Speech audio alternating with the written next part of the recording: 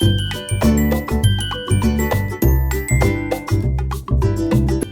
हरियाणा के प्राथमिक विद्यालय में शिक्षक हूँ और मैं निपुण हरियाणा कार्यक्रम के अंतर्गत हम सभी शिक्षकों को कुछ सामग्रियाँ दी गई हैं, जिसने प्राथमिक कक्षाओं में भाषा शिक्षण की प्रक्रिया को सरल, सहज और सरस बना दिया है।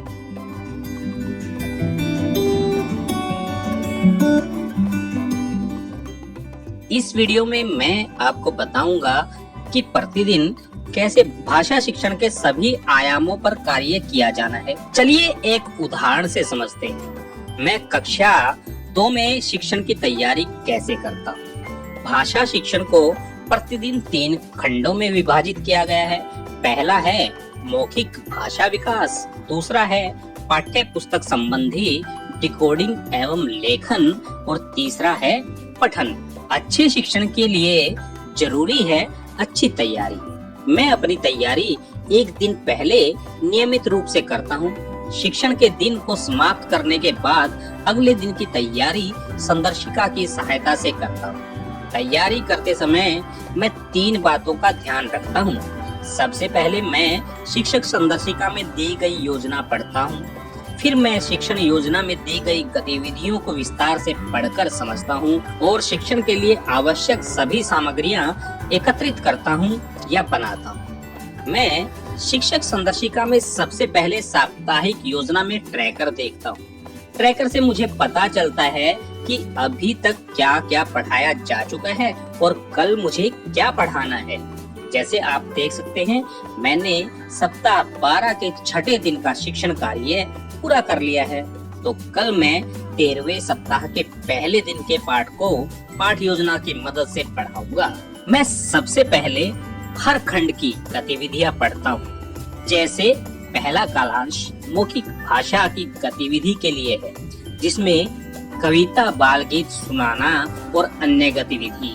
पाठ्य पुस्तक से पाठ 12 पढ़कर सुनाना, सामान्य चर्चा एवं गतिविधि 1 पर कार्य करना है। इसी प्रकार मैं डिकोडिंग और पठन के लिए गतिविधियां पढ़ लेता हूँ। हर गतिविधि करवाने के लिए संदर्शिका के पेज 17 से 38 तक स्टेप बाय स्टेप निर्देश दिए गए हैं। मैं दैनिक योजना में दी गई गतिविधियों के निर्देश पढ़ता हूँ। जैसे कि मौखिक भाषा विकास के लिए मैं पेज 19 पर दिए गए पाठ्य पुस्तक के पाठों पर कार्य संबंधी निर्देश पढ़ता हूँ। फिर मैं पेज 20 में दी गई पाठ्य पुस्तक से पढ़कर सुनाना और अभ्यास कार्य करवाने के लिए पहले दिन की योजना पढ़ता हूँ। इसी प्रकार मैं डिकोडिंग के लिए निर्देश और पठन के निर्देश पढ़ लेता हूँ। यहाँ निर्देश के साथ मुझे सामग्री की जानकारी भी मिल जाती है।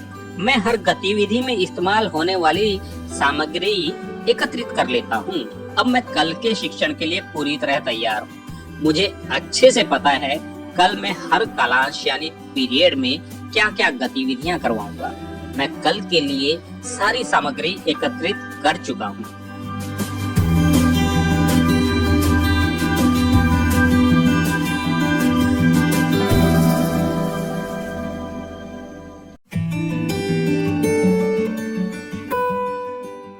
भाषा शिक्षण का पहला खंड मौखिक भाषा विकास के लिए है। गुड मॉर्निंग बच्चों। मौखिक भाषा विकास के कालांश की शुरुआत आनंददायक वातावरण स्थापित करने से होती है। कक्षा में कविता, गीत वातावरण को आनंददायक बनाने में मदद करते हैं। मैं 5 से 7 मिनट बच्चों के साथ यह गतिविधि करता हूँ। मैं पहले बच्चों को कविता या गीत गाकर सुनाता हूँ। फिर मैं बच्चों को वह कविता दोहराने के लिए बोलता हूँ। शेर राजा बाजे बजाता, झिंग झिंग झिंग झिंग झिंग झिंग बजाता, झिंग झिंग झिंग झिंग झिंग झिंग बजाता। फिर मैं बच्चों से पिछले दिन सुनाई गई कविता सुनाने के लिए कहता हूँ। सब बच्चे अपनी अपनी 6 मिनट की किताब निकालेंगे। आज मैं पाठ्य पुस्तक के पाठ 12 को पढ़कर सुनाने वाला हूँ। मैं सबसे पहले बच्चों को पाठ का शीर्षक बताता हूँ। फिर उन्हें पाठ में दिए गए चित्र को दिखाकर उन्हें पाठ के बारे में अनुमान लगाने के लिए कहता हूँ। फिर मैं पाठ को हाव भाव के साथ पढ़कर सुनाता हूँ।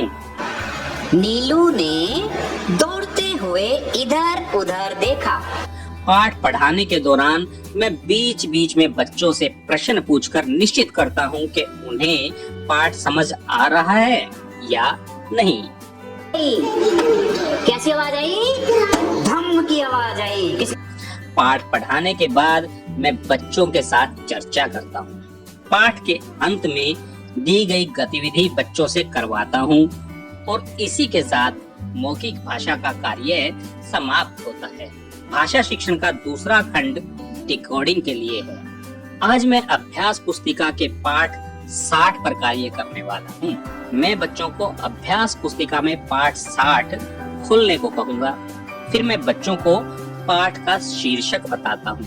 उन्हें पाठ में दिए गए चित्र दिखाकर उन्हें पाठ के बारे में अनुमान लगाने के लिए कहता हूँ कि बताओ कहानी किस बारे में होगी। फिर मैं बच्चों के साथ कहानी के नाम और चित्र पर चर्चा करता हूँ। फिर मैं पाठ को हाव भाव के साथ पढ़कर सुनाता हूँ। मैं बच्चों को बोलता हूँ कि वह पाठ को सुनते हुए अपनी अभ्यास पुस्तिका में जहाँ जहाँ मैं पढ़ रहा हूँ वहाँ उंगली रख रख कर पढ़ें। पूरा पानी से भर गया था। एक दिन कमला। पाठ पढ़ाने के दौरान बच्चों को बीच बीच में प्रश्न पूछकर देखता हूँ कि उनको समझ आ रहा है या नहीं। अच्छा, अब जिससे पूछूंगा ना वो बताएगा। ये बताओ कमला क्या लेने गई थी? खेत में क्या लेने गई थी? घास लेने। बिल्कुल सही बताया। क्लैपिंग करो। पाठ पढ़ाने के बाद मैं बच्चों से खुले छोर के प्रश्न पूछता हूँ। मैंने डिकोडिंग के लिए अलग अलग जोड़ियां बनाई हुई हैं। फिर मैं अलग अलग जोड़ियों के पास जाता हूँ और देखता हूँ क्या उन्हें मेरी मदद की जरूरत है। मैं हर जोड़ी को पढ़ने में आवश्यकता अनुसार मदद करता हूँ। इसके बाद मैं कुछ 2-3 बच्चों को कक्षा के सामने पढ़ने के लिए कहता हूँ। इसी के साथ डिकोडिंग का यह खंड समाप्त होता है। भाषा शिक्षण का तीसरा और अंतिम खंड पठन के लिए होता है। मैं बच्चों से कहूंगा कि वह अभ्यास पुस्तिका में पठन अभ्यास के भाग 33 को खोले। मैं उनसे स्वयं ही पाठ पढ़ने को कहूंगा। जब बच्चे पढ़ रहे होंगे मैं 3-4 बच्चों को एक एक करके आकलन के लिए बुलाता हूँ। आकलन के लिए मैं अपने पास मोबाइल, पेंसिल, बच्चे की अभ्यास पुस्तिका और संदर्शिका रख लेता हूँ।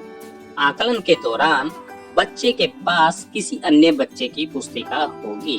बच्चे के पढ़ना शुरू करते ही मैं टाइमर चालू करता हूँ और 1 मिनट बाद टाइमर रोककर बच्चे ने जहाँ तक पढ़ा है वहाँ चिन्हित करता हूँ। बच्चे ने जितने भी शब्द सही पढ़े वह उनके अभ्यास पुस्तिका में लिख देता हूँ और मैं संदर्शिका के ट्रैकर में भी उनका नाम लिखकर प्रगति को अंकित करता हूँ। मैं इस प्रक्रिया को आज के बाकी 4 बच्चों के साथ करता हूँ। फिर मैं बाकी बच्चों को पठन में आ रही मुश्किलों को सुधारता हूँ और इसी के साथ आज का भाषा शिक्षण समाप्त होता है। तो चलिए फिर से दोहराते हैं कि कैसे शिक्षक संदर्शिका मुझे पढ़ाने में मदद करती है। मैं भाषा शिक्षण के तीनों खंडों में मौखिक भाषा विकास, डिकोडिंग और पठन के लिए शिक्षक संदर्शिका से अच्छे से तैयारी कर सकता हूँ।